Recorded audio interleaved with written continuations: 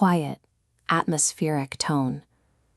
On a night when the moon was hidden behind a thick veil of clouds, the forest of Vrindavan fell into a heavy silence. The only sound was the soft, rhythmic lapping of the Yamuna River against the shore.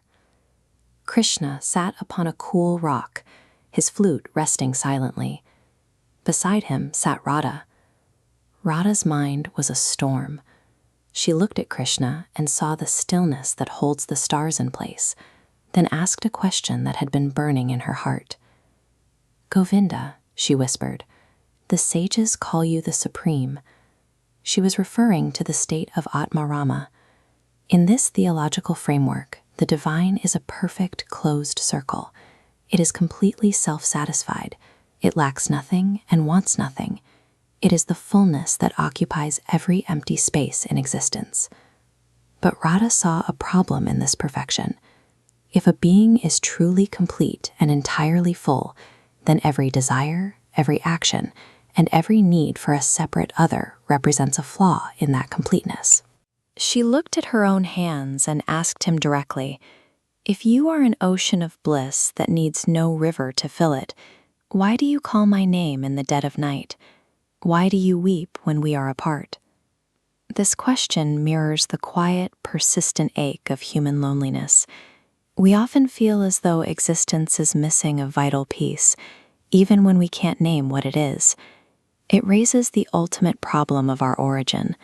In a universe born of a perfect divine, why is human experience defined by such intense distance? This ancient riddle holds the key to why human life feels so persistently unfinished. Krishna's smile welcomed the challenge. He suggested that Radha saw the beauty of fullness, but had yet to understand its burden. He described a solitary candle burning in a universe where darkness does not exist. This candle is bright, hot, and perfect fire. However, because there is no darkness to provide a contrast, the candle can never perceive its own light. It simply is. He then spoke of a majestic king who lives in a palace made of invisible glass. He is the most beautiful being in existence, yet he lives in a specific kind of sensory trap.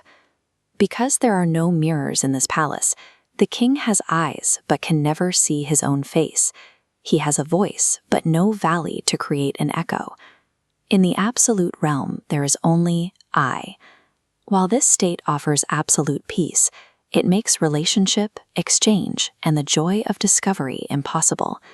Absolute oneness, in this sense, is indistinguishable from total, inescapable isolation. To solve this, the infinite performed an act of intentional fragmentation. It split its own consciousness to create a second point of view. This is the logic of the sugar and the tongue. Sugar cannot taste its own sweetness. It requires a separate entity, a taster, to experience its nature. Krishna explained that Radha is not a separate small woman on a riverbank. She is the mirror. By pouring his longing into her form, the infinite can finally see what it is. When he looks into her eyes, he sees the reflection of his own soul.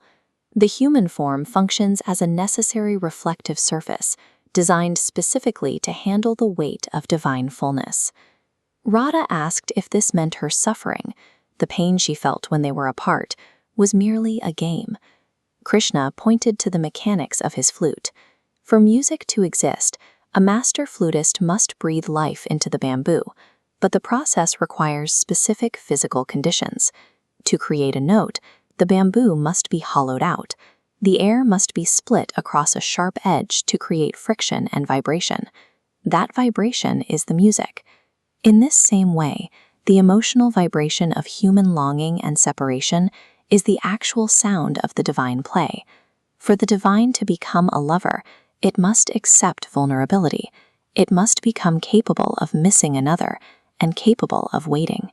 In this view, God is a happening, the active, continuous flow between the lover and the beloved. Without the agonizing empty space of human separation, the music of existence remains silent. This story provides a framework for our own modern psychological reality. We all carry a pervasive feeling of being incomplete, as if we are searching for a missing half out there. We usually respond by chasing relationships or achievements to fill the void. When the feeling of emptiness returns, we internalize it as a personal failure or a sign that we are broken. But if we follow the logic of the mirror and the flute, this longing serves as a primary feature of our design. The friction we feel in our daily lives, the struggles, the desires, the missing pieces, are the tension of the bow against the violin string. They are the conditions required for the music of life to happen. This leads to the ancient realization of Tat Tvam Asi. You are that. This philosophy suggests we have mistaken our identity. We often play the part of a beggar seeking a reflection, while actually being the cosmic king who built the mirror to see himself. If the divine split itself to experience its own nature, then the consciousness looking out through your eyes is that same infinite consciousness. The one doing the seeking and the one being searched for are the same. This understanding allows us to stop judging our inherent need for connection and love. Our human longing is the breath of the infinite calling out to itself. You are the specific shape that the divine has taken to experience the ecstasy of being alive in this very moment.